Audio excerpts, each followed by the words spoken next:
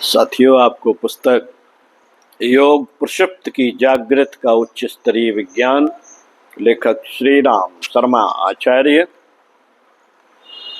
पृष्ठ 12 से पढ़कर सुना रहे थे।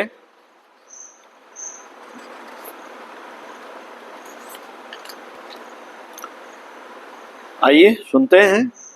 पिछले वीडियो के क्रम में अमेरिकी हिल्टन होटल श्रृंखला के मालिक कोनराड हिल्टन अपने समय के गिने चुने धन कुबेरों में से एक थे।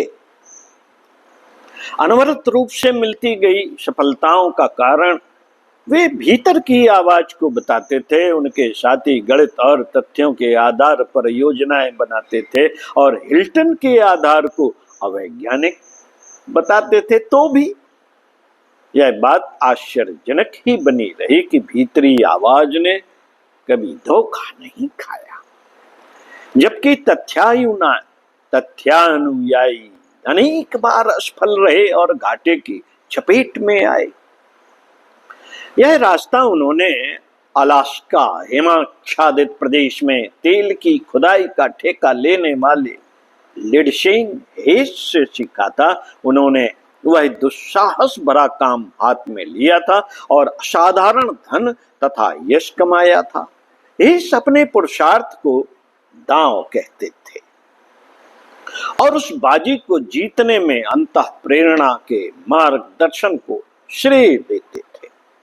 विभिन्न क्षेत्रों में असाधारण सफलता पाने वाले लोगों की विशेषता क्या कारण हो सकता है, यह जानने के लिए दो रहस्यवादी अनुसंधानकर्ताओं ने कदम बढ़ाया और उस स्तर के लोगों के साथ संपर्क साधा।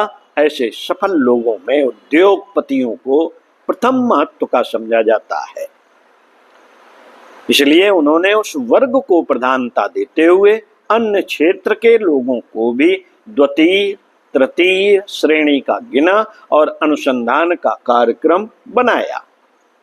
इस अन्वेषण के निमित्त की गई पूछताछ से पता चला कि उनमें से जिन्हें भीतर की आवाज पर विश्वास था और असमंजस की घड़ियों में उन्होंने उन्हीं का सहारा लेकर कदम बढ़ाया है, यह क्षमता किन्हीं में जन्मजात रूप में उत्पन्न हुई या अनुमान से मिली भी हो सकती है।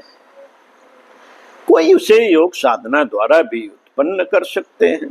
किन्हीं किन्हीं में अनायास ही प्रकट होते देखा जाता है। यह प्रकटीकरण बताता है कि ये क्षमताएं तो हर किसी में विद्यमान है, पर उनका दृश्य स्वरूप यदि संयोगवश देखा जा सकता है तो आशा करने का औचित्य है कि प्रयत्न पूर्वक उन्हें जागृत किया जा सके तो उन्हें भी वैसी ही मानसिक विशेषताओं की तरह प्रयुक्त किया जा सकेगा जैसा कि कला कौशल आदि के रूप में जगाया और काम में लाया जाता है। अतीन्द्रिय क्षमता संपन्न मनुष्यों के कितने ही उदाहरण समय समय पर सामने आते रहते हैं। चेतना क्षेत्र की इन्हीं विशेषताओं में अतीन्द्रिय क्षमताओं का क्षेत्र आता है। सामान्यतया मानवीय क्रिया प्रक्रिया की एक छोटी सीमा है। आंखें एक सीमित दूरी तक ही देख सकती हैं। बुद्धि उन्हीं का अनुमान लगा सकती है जो किन्हीं प्रमाणों या साधनों से जाना जा सके। इसके अभाव में उसे बहुत दूर की, कालांतर की तथा देशांतर की जानकारियां प्राप्त कर सकने की क्षमता नहीं है। किंतु ऐसा भी देखा गया है कि जिन जानकारियों को प्राप्त किया जा सका वे मस्तिष्क तथा इंद्रिय तंत्र को की पकड़ से सर्वथा बाहर हैं। इसे अतीन्द्रिय क्षमता कहते हैं। मानवीय मस्तिष्क का एक अविज्ञात निष्क्रिय पक्ष, जिसे शरीर शास्त्री डार्क एरिया के नाम से पुकारते हैं, सामान्य ज्ञान व्यवहार में मानवीय मस्तिष्क का बहुत थोड़ा प्रायः 7% अंश ही काम में आता है। 93% क्षेत्र यही प्रसुप्त क्षेत्र है। 93% क्षेत्र यही प्रसुप्त क्षेत्र है जिसके बारे में शरीर शास्त्री, मनःशास्त्री यह जानने में समर्थ ना हो सके कि यहाँ क्या छिपा है और उसे किस प्रकार किन प्रयोजनों के लिए प्रयुक्त किया जा सकता है।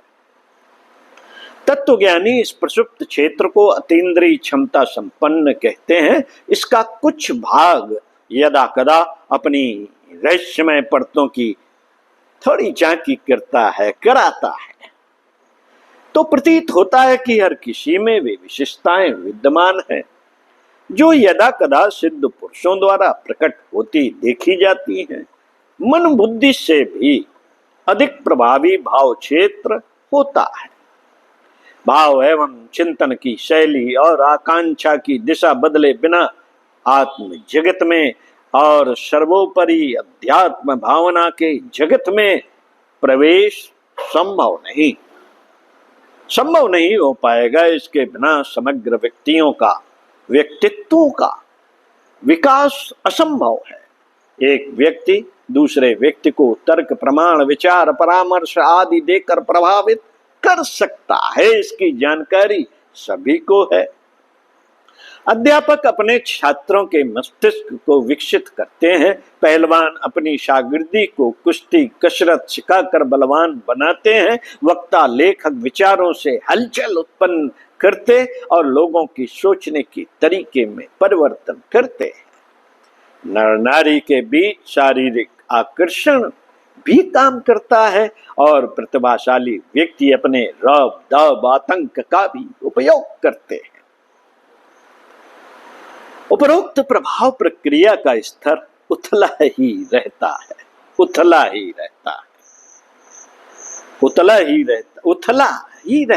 अध्यापक गणित, इतिहास, भाषा, भूगोल आदि की जानकारी करा देने पर अपने कर्तव्य से छुट्टी पा लेते हैं। वे चिंतन की शैली, आकांक्षा और दिशा नहीं बदल सकते। अखाड़े के पहलवान शागिर्दों की मांसपेशियां मजबूत कर सकते हैं, उनमें मनोबल उत्पन्न नहीं कर सकते।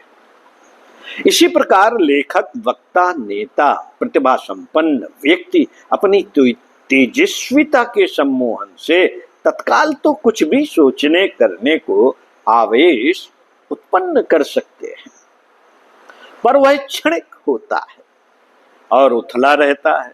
वह नशा उतरते ही लोग अपने पुराने डर्रे पर आ जाते हैं और वह कृत्रिम उत्साह अपनी क्षणिक चमक दिखाकर तिरोहित हो जाता है। कारण स्पष्ट है कि जो शिक्षण दिया गया था वह अंतःकरण की गहराई तक प्रवेश न कर सका, केवल उथले बौद्धिक स्तर पर टकरा कर बिखर गया। उस टकराहट की प्रतिक्रिया जितनी देर रह सकती थी उतनी देर रही और उसके बाद व्यक्ति की वही संस्कारगत स्थिति आ गई। मनुष्य का समग्र व्यक्तित्व विकसित एवं परिवर्तित करने से ही उसकी गरिमा और महत्ता बढ़ सकती है।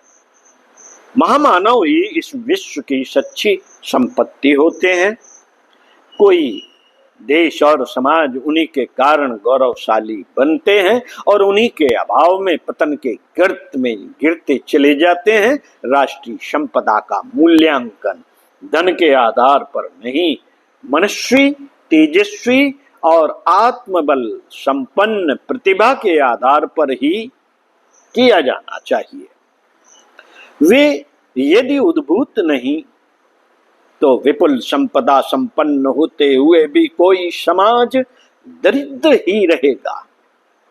उसकी वह आर्थिक उन्नति भी ठोस प्रगति की दिशा में कुछ अधिक सहायता न कर सकेगी। उच्च स्तरीय व्यक्तित्वों का निर्माण कैसे हो, इसके लिए उस स्तर के सांचे चाहिए। टकसाल के सांचे जैसे होते हैं वैसे ही सिक्के ढलते चले जाते हैं। बुद्ध के अनुगामी 2.5 लाख व्यक्तियों ने संसार भर में सत्य, अहिंसा का संदेश पहुंचाया था।